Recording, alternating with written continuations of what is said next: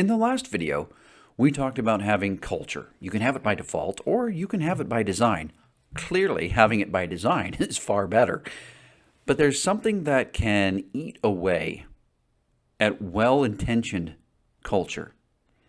And my experience has been in multiple industries, multiple companies of all sizes, is that you've got to take a honest look at your team. And you've got to see, are people in a role that's not a good fit for them? Or are there toxic people that are undermining the values you say you have?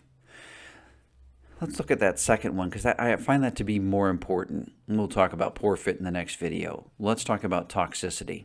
It's a real thing. It's a real thing. And sadly, often, toxic people are either in leadership, high-performing roles, or ones with great tenure. Now, there are different reasons as to why this exists, but my experience has been that toxicity usually gets swept under the rug. Companies just don't want to address it because they're afraid to lose someone that has a lot of abilities, a lot of skills. They've been with the company a while, so they have industry knowledge, they have company knowledge, and they're concerned about losing that. I understand that concern.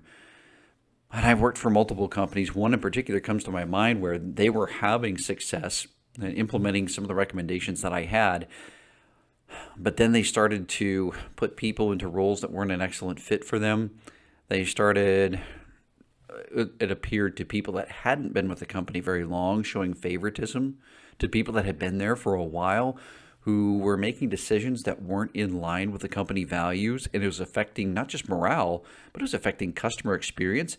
It was even affecting sales, revenue. But things weren't done until it went so far that they had to be addressed. You know, when you sweep things under the rug, so to speak, you got this big pile of dirt. Eventually it becomes noticeable. There's a big pile of dirt under the rug. Even though you can't see it, the effects are clearly there. They had to address it at that point. Well, if you let things go on that long, especially nowadays, you're going to end up losing promising younger talent to the team simply because they can go somewhere else. They don't have to put up with that. So that's what I'd recommend, is to take a fresh look at your team. Now, I am not saying you just need to start firing people. Oftentimes things change in people's lives. We don't know what pressures are going on. Maybe they didn't start off that way, and now their behaviors or how they interact with others in the team is becoming toxic. Have an honest conversation with them about what the impact is that it's having on the team and on customers, and see if they're coachable, see if they're teachable, see if there's something going on in their life that changed from when they started. Be open and honest, but you've got to address that, because if you don't, then you're going to start facing churn internally, and if it goes on too long, you might start seeing churn even externally with your external customers.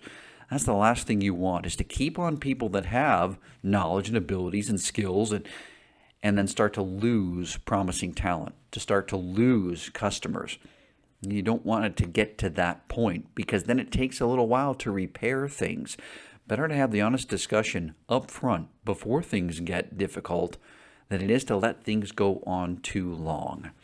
If you're starting to hear from your team who's bought in, whether they're newer with the company or been with the company for a while, about concerns about patterns of behavior, you as the leader have got to address that in an open, honest way that's positive as possible, but see if that person is open to change. If they're not, then you've got to make the decision for change that's best for your team and for your customers.